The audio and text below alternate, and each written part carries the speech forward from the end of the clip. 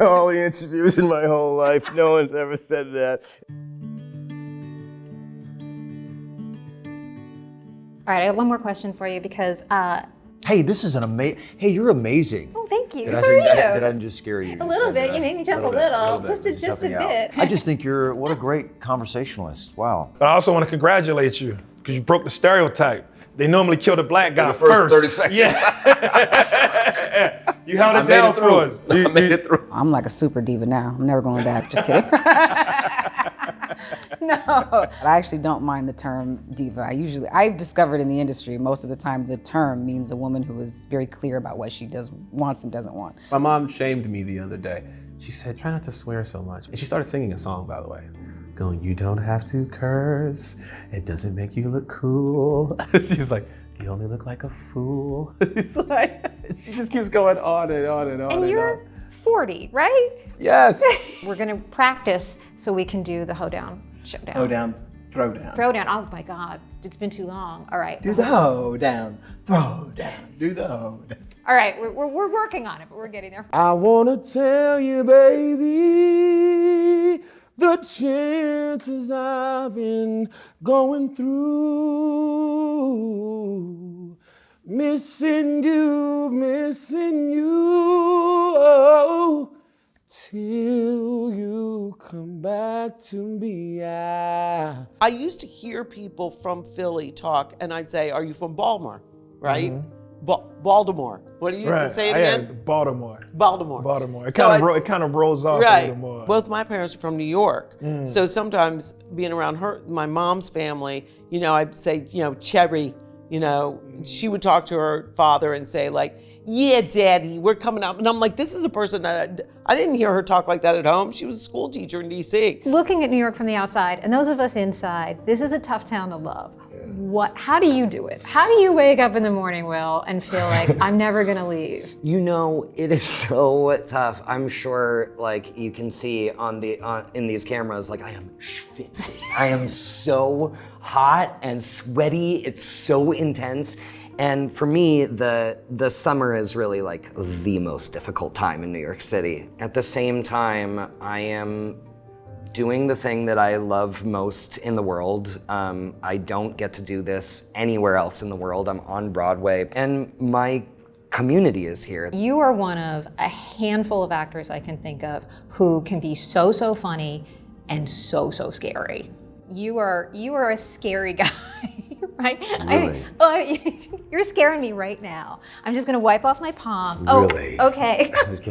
You're gonna make me cry. I never tried to be the funny one. I just saw it that way. But also, I had this face when I was a young person that, frankly, if I saw me walking down the street, my first, fuck you. You can't have a face like that and be funny. I wanted to be good at stand-up on my own merits, right? I didn't want to just go walk on there saying, this is Damon Wayans' son.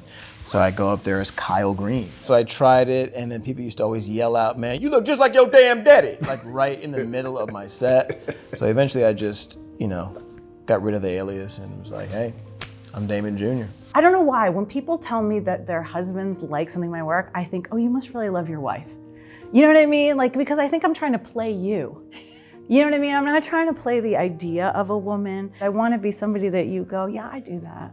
Not somebody like, oh, I'll never be that. They call action, and she goes to pull in the butt double, but the thing is, when you're pulling in someone, you want to pull in straight, right?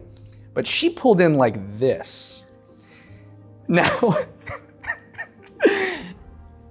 I swear I saw out this man's mouth. That was the coldest air he probably ever felt in his life. There's a scene where you are nude and you are showing and you're talking about what it looks like to have an aging body, right? I've got my main character, one of my main characters, me, showing his naked body to his son and saying, it looks like I have a dead sparrow where my cock should be, I find that funny. Lebowski has bloomed in all these different ways. I mean, there are these Lebowski fests. I had my Beatle moment playing with my band, the Abiders, at a Lebowski fest. It's playing to a sea of dudes. They're all dressed up like the dudes or bowling pins or whatever.